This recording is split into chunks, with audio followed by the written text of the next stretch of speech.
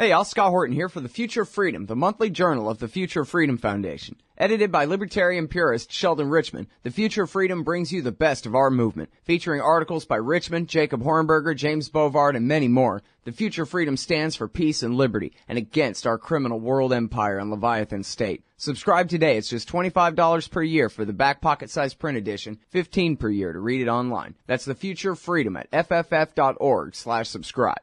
Peace and freedom. Thank you. All right, y'all. Welcome back to the show. I'm Scott Horton. This is my show. Next up is Andrew Cockburn. He's the author of Rumsfeld, Rise, Fall, and Catastrophic Legacy, and he now writes at Harper's Magazine, harpers.org. Of course, Flying Blind, the U.S. air power lobby, botched bombing missions, and bootless combat is the latest relevant and previously warthogs and all. The U.S. Air Force's foolish plan to scrap its most effective plane. Welcome back to the show. How are you doing, Andrew? Pretty good. How are you doing? I'm doing good. Appreciate you joining us. Now, I got a lawnmower right outside my window, so I'm going to try to leave my mic off and let you explain for a while here, and you do have a lot to talk about in these articles. I think a lot of people noticed that it seems strange that they were using B-1 bombers in order to bomb ISIS targets outside of Kobani last week. Some people were just impressed. Wow, a B-1. But it seemed to me, maybe it's not overkill, but maybe just the wrong mission altogether for a plane like that. And boy, you sure seem to think so. Well, yeah. I mean, it's actually pretty ridiculous.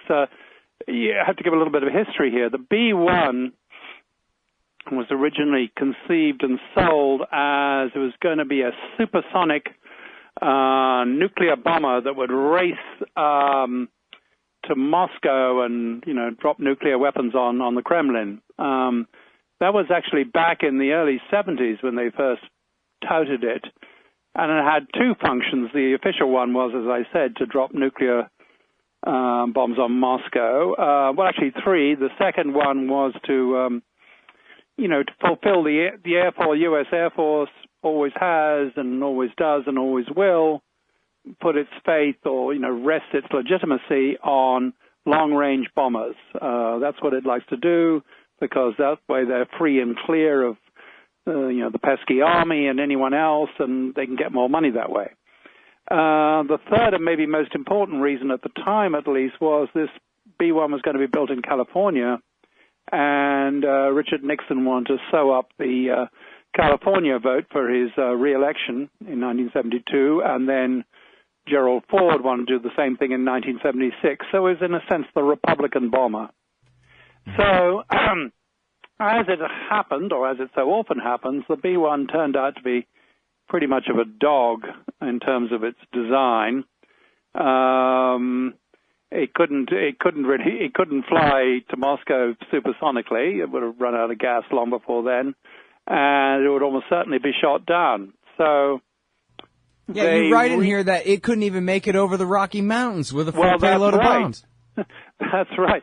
So they sort of recast it as a conventional bomber, and it was still a dog. And as you mentioned, as I say in my last piece in Flying Blind in Harper's Magazine, it couldn't make, it can't even make it over the Rocky Mountains with a full load of bombs, and it has to be pretty careful going through the Rocky Mountains, too, because, it's very unmaneuverable. It takes about half a mile to turn, so it can't exactly nip in and out of those mountain peaks. Has to go quite carefully. Nevertheless, the Air Force says this is an ideal weapon for assisting troops in combat on the ground. The troops are in a firefight. They're hunkered down behind, one set of bushes, and the Taliban or whoever a few hundred yards away behind another set of bushes, and the B-1 is ideal for, picking out the enemy. The thing is, 2 or 3 miles up at least, normally, and it's bombing essentially by computer. They can't see the enemy. They can barely see the ground, and they're meant to be able to bomb with great accuracy from that height, hitting the right people and not the wrong people, who would be our troops. Well, as you can probably guess, it hasn't turned out that way. In fact, they left a trail of havoc and civilian casualties across Afghanistan. There was some, in 2008 and 2009, there was some horrendous, what the Air Force likes to call CIVCAS incidents, where they basically blew a bunch of civilians to pieces, and I think it was 90 in one case, 120 in another. But the Air Force, they continued on because it's a bomber and they love it. So we come to an incident that happened this last June, which sort of really shows the whole thing, which was a group of American soldiers were on a patrol, essentially, in Afghanistan. And there was a fairly routine deal, and high above, circulating in sort of 5-mile circles, was a B-1. And it came toward the end of the day, and they were going towards where they expected to be picked up by helicopter, and someone started shooting at them. It wasn't any kind of big battle. It was just, maybe one or at the most two guys taking pot shots. So some of this group, in fact 5 of them, sort of set off up a hill to try and, get behind the people who were shooting at them. And meanwhile, they called up the B-1 and said, hey, we're under attack, can you help us out? It was getting dark by this time, and apologies for sounding a little bit technical, but soldiers on that kind of mission, these are Special Forces soldiers, they have an infrared beacon or strobe on their helmets, which gives off an infrared sort of flash, so that, other people, most people can't see it, but someone wearing night vision goggles can. And that's very important because up in the B-1, they were looking to see, peering out their window, which is about 3 inches thick anyway, because it was built for a supersonic bomber, looking to see if they could spot where the Americans were and where the enemy were. And they reported back, they said, well, we don't see any, of these flashes, and therefore we're going to, we'll drop the bomb where we see, people firing. There's flashes from muzzle, from people firing their weapons. So they duly dropped, 1,000 pounds of bombs and blew these 5 soldiers to pieces. And it turns out that, in fact, it was impossible for them to see friendly troops because their equipment that they had on the plane didn't allow them to see these infrared strobes. No one had bothered to tell them that. No one thought this was any big deal. And as a result, you had 5 dead Americans and a dead Afghan soldier who was with them. Mm. I'm sorry to sort of go on at technical length about it. No, I'm very happy that you have. No, it's an important story. I was hoping you'd tell the whole thing like that, for sure. So, but what it tells us, what it shows us is how little the Air Force, in fact, the military as a whole, really cares about what they are actually meant to be doing. Here's a very important thing. Supporting troops on the ground. If, assuming you have a war or have fighting, which of course we don't want, but assuming that's happening, you want to be able to protect, American troops on the ground. And they designate this lumbering sort of piece of junk to do the job with predictable results, like the tragedy in June. And I think so. Before you say, it's just a sort of technical weapons thing, which I know you're not saying, it really points to a wider thing, which is what, our defense system is really all about. Mm-hmm. And it's not about fighting in the most efficient way possible. It's about getting money for budgets, protecting your turf, doing down the other services, and, to heck with the, with the poor stiffs on the ground. Yeah, sure looks like that. And that's, you really get to the kind of the other side of that same story in your other article from back in January, which I forget if we talked about. I think we did talk about it at the time, but we can go back over the other side of this, too, on the other side of this break, about the A-10 And here's a plane that's actually useful for this kind of mission, and they want nothing to do with it, with an exclamation point on their Absolutely. Emphasis theirs. So we'll be right back with Andrew Cockburn after this. Hey, Al, Scott Horton here. It's always safe to say that one should keep at least some of your savings in precious metals as a hedge against inflation. And if this economy ever does heat back up and the banks start expanding credit, rising prices could make metals a very profitable bet. Since 1977, Roberts Brokerage Inc. has been helping people buy and sell gold, silver, platinum, and palladium, and they do it well. They're fast, reliable, and trusted for more than 35 years. And they take Bitcoin. Call Robertson at 1-800-874-9760 or stop by rrbi.co. All right, guys, welcome back. I'm Scott Horton. This is my show, The Scott Horton Show. Got Andrew Cockburn on the line.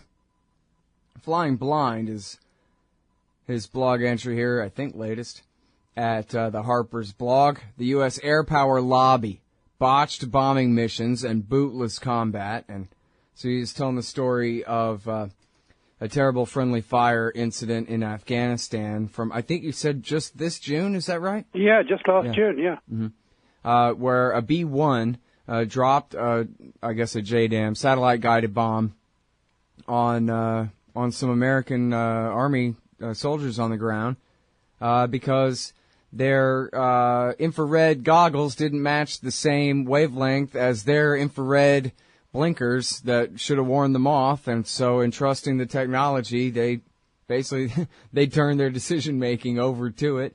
And they're bombing from so far away, they have no way to confirm with their own eyes, and so they don't, and kill their own guys.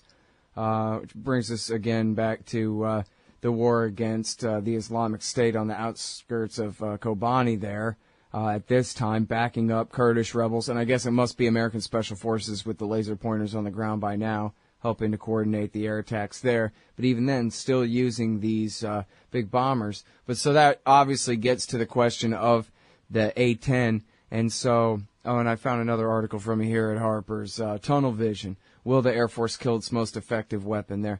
Now I know, well, there's a big discussion all about the incentives behind it and all that, but just for starters, what exactly is the status of the A-10? Did they kill it, or was it quote-unquote saved? It's still hanging on by its wingtips.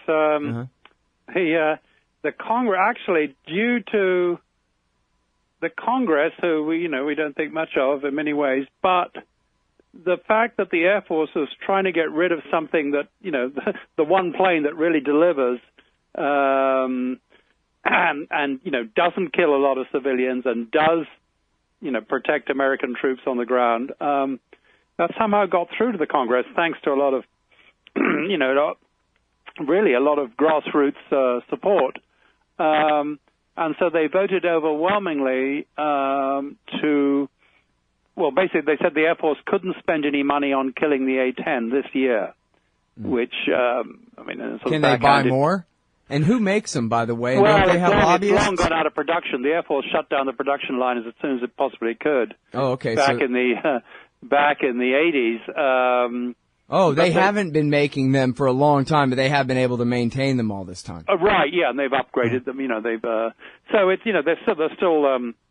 I think we're down to about 250 of them now, and actually less. It's about 200, I think. And now, for people not familiar, this is the one that has the gigantic-looking engines on the wings, and I don't know how else to describe it. I had a toy one, G.I. Joe, in the 1980s when I was a kid.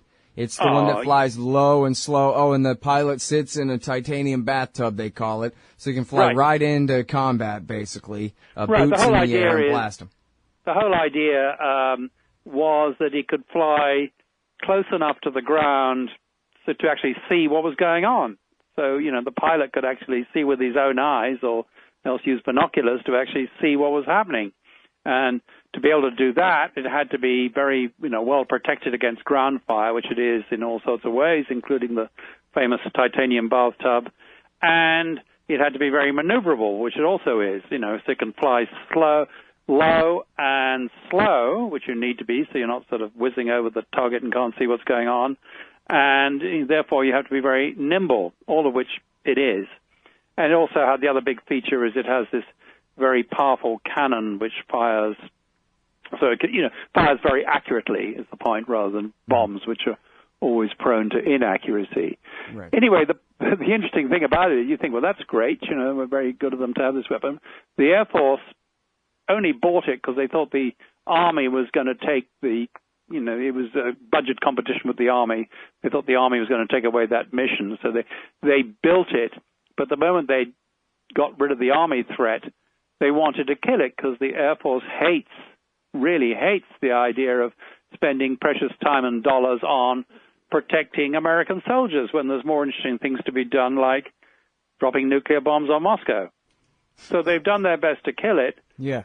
Well, now wait. So let's really dwell on that point for a minute there, because this point has been emphasized a lot of times by a lot of people, and I know you and your writing as well. But no, really, the Air Force really hates serving the Army. Never mind the individual soldiers down there, the individual GIs who need help right now. To them, the entire concept is, the lowliest of janitorial work, and they would rather be Iran's Air Force than the Army's Air Force. Yeah, well put. And in fact, they're back in the Quds Force and they're front men in Iraq right now, so maybe that's a perfectly apt analogy. Yeah. So they, that's it. And the reason, they think like that is because, years ago, the Air Force was born, it was just part of the Army, like the artillery or something. And they hated that. They hated it. So they fought for and got their independence. And they got their independence. Their big argument was, we can win wars on our own, no need to have the Army, mucking around in the mud and things like that. We can bomb the enemy's sort of heartland and cause him to surrender, and that's all you need, so give us lots of money, please. Well, they promised that in World War II. It didn't work. They promised it in Korea. It didn't work. They promised it, you can go on and on. It never worked. But, of course, in the meantime, they get to receive and spend a lot of money, so they're very popular and, with industry and the Congress. Mm-hmm. So that's really how the game is played. Well, now, is there any pressure in the Army to say, well, just give us the damn planes and we'll fly them, and you guys can go off and do your, pretend that you'll ever be in a dogfight again when you're really bombing civilians in their own countries all day, and we'll just have the A-10s to back us up since you don't want the job?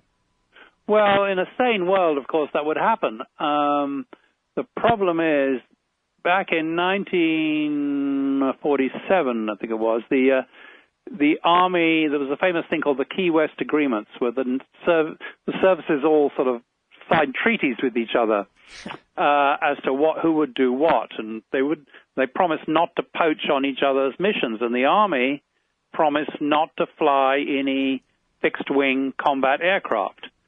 And, the Army is always kind of the wuss in these affairs. They always get beaten out in the big budget fights and so forth. But the Navy gets F-18s. It's not fair. Yeah. The Navy gets F-18. The Marines have, we have three Air Forces. The Air Force, the Navy, and the Marines. But the poor old Army still sort of staggers along, marches along, limps along. Right.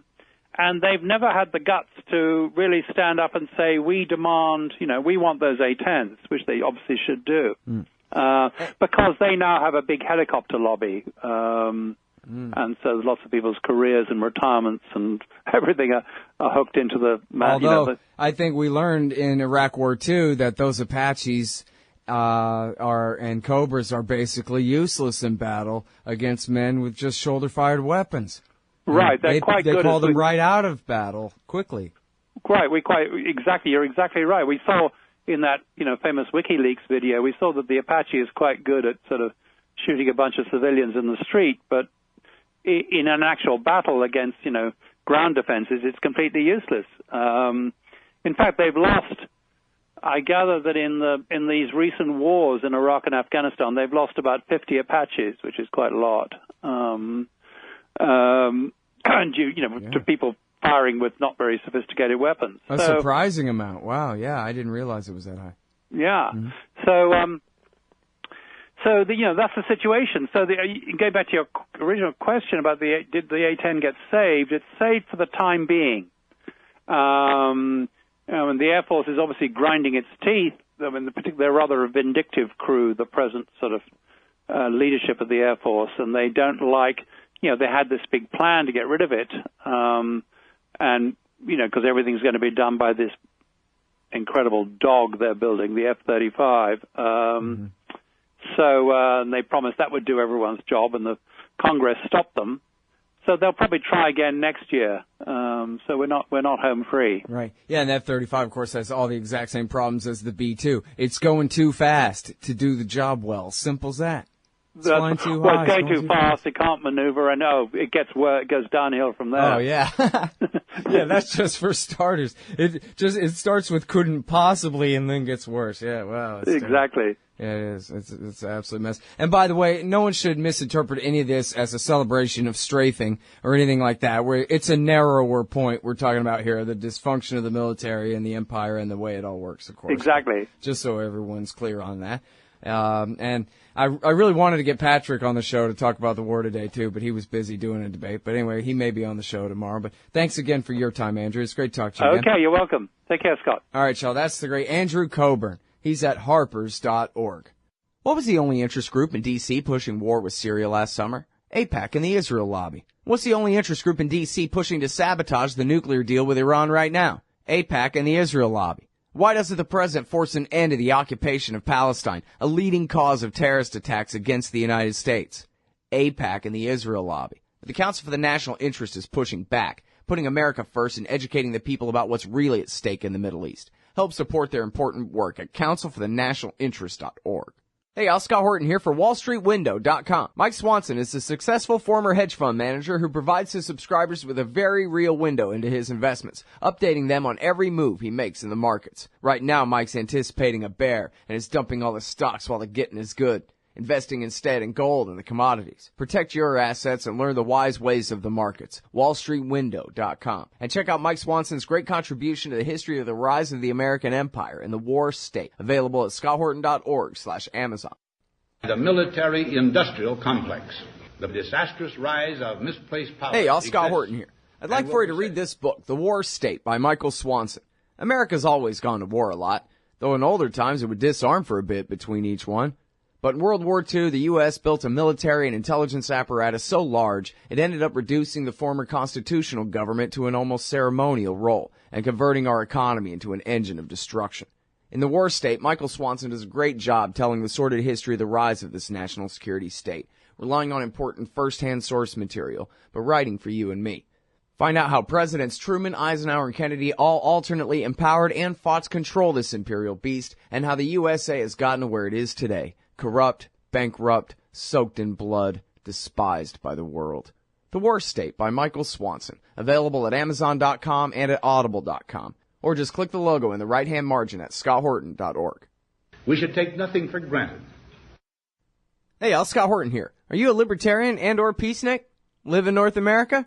If you want, you could hire me to come and give a speech to your group. I'm good on the terror war and intervention, civil liberty stuff, blaming Woodrow Wilson for everything bad in the world, Iran, central banking, political realignment, and, well, everything.